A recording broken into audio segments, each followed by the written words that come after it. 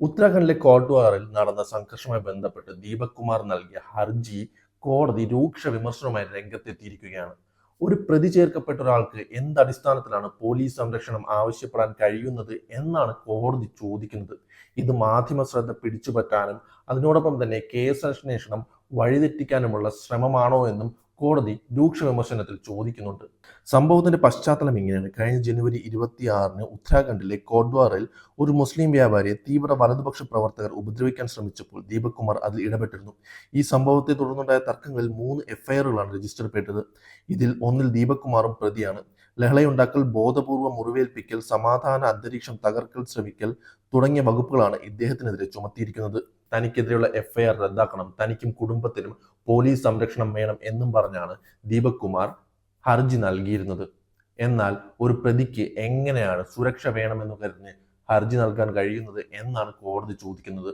അതിനോടൊപ്പം തന്നെ ഈ 6 മാസത്തിനിടയ്ക്ക് ദീപക് കുമാർ എന്ന വ്യക്തിയെ ആരെങ്കിലും ആക്രമിച്ചോ എന്നും കോടതി അവിടെ സംശയം ഉന്നയിക്കുന്നു. ഇത് അന്വേഷണ ഉദ്യോഗസ്ഥരെ സമ്മർദ്ദത്തിലാക്കാനുള്ള തന്ത്രമാണെന്നാണ് കോടതി പറയുന്നത്. ദീപക് കുമാറിന് ഭീഷണിയുണ്ടെന്നും ജിമ്മിന് പുറത്ത് ആൾക്കൂട്ടം തടിച്ചുകൂടി ഭയപ്പെടുത്താൻ ശ്രമിച്ചുവെന്നും അദ്ദേഹത്തിന്റെ അഭിഭാഷകൻ നവനീഷ് നെഗി വാദിച്ചു. എന്നാൽ നിലവിൽ ഹർജിക്കാരന് കാര്യമായ സുരക്ഷാ ഭീഷണികളില്ലെന്നാണ് സർക്കാർ അഭിഭാഷകൻ കോടതിയിൽ അറിയിച്ചത്. വിവിധ ആവശ്യങ്ങൾ ഒറ്റ ഹർജിയിൽ ഉൾപ്പെടുത്തിയ രീതി ശരിയല്ലെന്നും കേസിനെ സെൻസേഷണലൈസ് ചെയ്യാനുള്ള നീക്കമാണിതെന്നും കോടതി കുറ്റപ്പെടുത്തി. ചുരുക്കത്തിൽ നിയമപരമായി ഈ കേസിനെ നേരിടുന്നതിന് പകരം സമ്മർദ്ദ തന്ത്രങ്ങൾ നടത്തുന്നത് ഒരിക്കലും അനുവദിക്കാൻ കഴിയില്ല എന്ന് ദീപക് കുമാറിന്റെ ഹർജി പരിഗണിച്ചുകൊണ്ട് കോടതി പറഞ്ഞു. തന്ത്രപരമായ ഈ നീക്കം അവസാനിപ്പിക്കണമെന്നാണ് കോടതി ഇതിലൂടെ ഉദ്ദേശിക്കുന്നത്. ഇതെന്തായാലും ഈ പുതിയ ഇന്ത്യയിൽ നമ്മൾ പ്രതീക്ഷിച്ച ഒരു വിധി തന്നെയാണ്.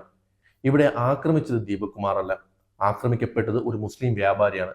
അയാൾക്കൊപ്പം നിൽക്കുകയാണ് ദീപക് കുമാർ ചെയ്തത്. പക്ഷേ ഇവിടുത്തെ ഭരണകൂടവും വലതുപക്ഷ അതിതീവ്ര ചിന്തയുള്ള ആൾക്കാരും ദീപക് കുമാറിനെ ആക്രമിക്കാൻ ശ്രമിച്ചത്.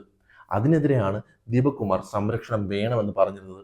അതിനെയാണ് ഇന്ന് കോടതി രൂക്ഷമായി വിമർശിക്കുന്നത്.